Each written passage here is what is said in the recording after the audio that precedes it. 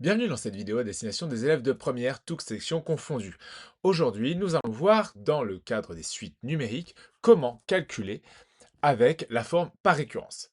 Alors, je commence par cette méthode-là. Pourquoi? Parce que la forme par récurrence, c'est généralement celle qui pose le plus de problèmes de compréhension au départ. Alors, je vais vous montrer trois exemples pour ceci. On commence avec la suite U, définie par récurrence, de cette sorte que le premier terme, U0, est 10, et UN+1, la relation de récurrence, c'est UN+1 égale UN-4. Cela veut dire qu'à chaque fois, on enlève 4. Voilà ce que ça veut dire ici. Je vous demande, pour ce premier exercice, de calculer U3.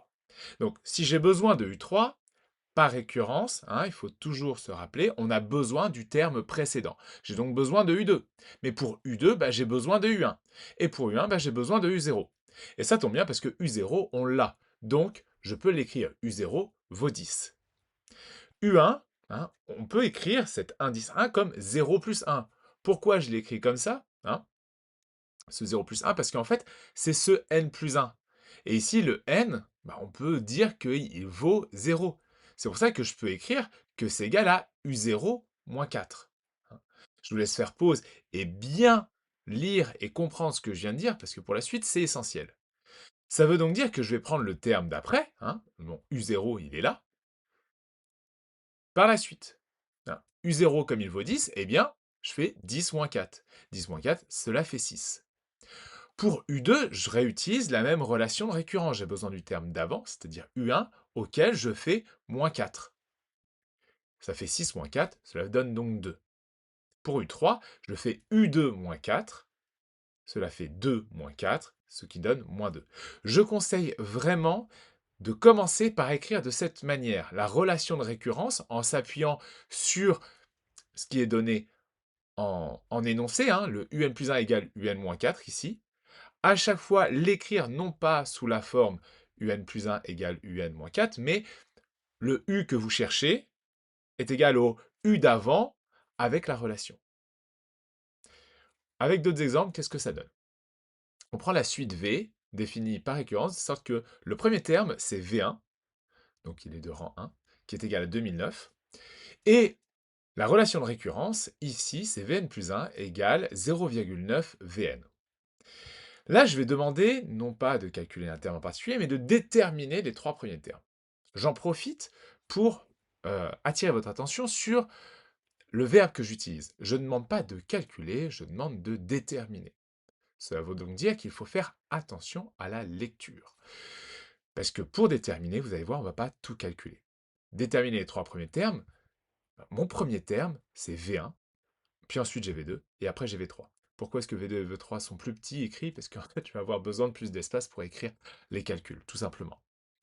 Alors, pourquoi je disais que c'était important? Parce qu'en fait, notre premier terme, on l'a déjà, c'est 2009. Et donc, V1 égale 2009. Il n'y a pas de calcul à faire, juste à comprendre ici ce qui est demandé.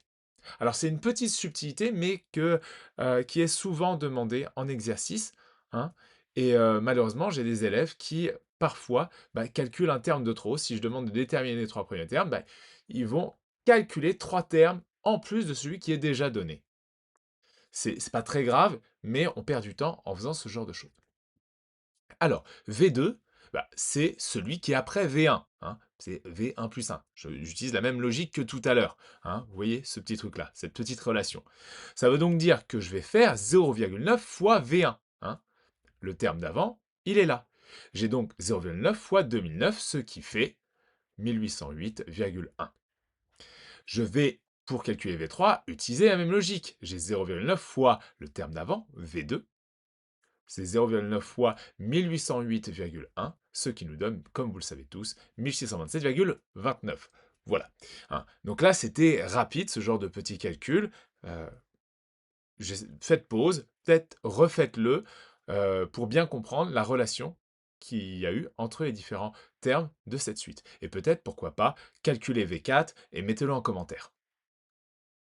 Alors, une suite W, ici, premier terme de rang 7, W7 égale 100, et Wn plus 1, c'est 1,4 Wn plus 3. On va déterminer les trois premiers termes encore une fois. Donc, je commence, comme c'est indiqué par mon premier terme de rang W7, puis ensuite celui d'après, W8, et après W9. Alors, W7, le premier terme, il est donné, hein, c'est pour ça qu'il fallait le déterminer, pas forcément le calculer. Et puis ensuite, pour W8, eh bien, il va falloir que je fasse 1,4 fois le terme d'avant, ici W7, plus 3. Donc le W7, hop, je le retrouve, je le mets dans mon expression. 1,4 fois 100, cela fait 140, plus 3, on a donc 143. Je vais avoir besoin de cette valeur pour calculer W9. 1,4 fois W8 plus 3, ce qui fait 1,4 fois 143 plus 3, ce qui donne 203,2. Hein. Voilà pour cette vidéo de méthode, comment est-ce qu'on utilise la forme par récurrence pour calculer les termes d'une suite. Si vous avez des questions, les commentaires, voilà, partagez cette vidéo avec vos camarades de première. Avec ce terminal, ça peut toujours servir, on ne sait jamais. Et puis, bah voilà.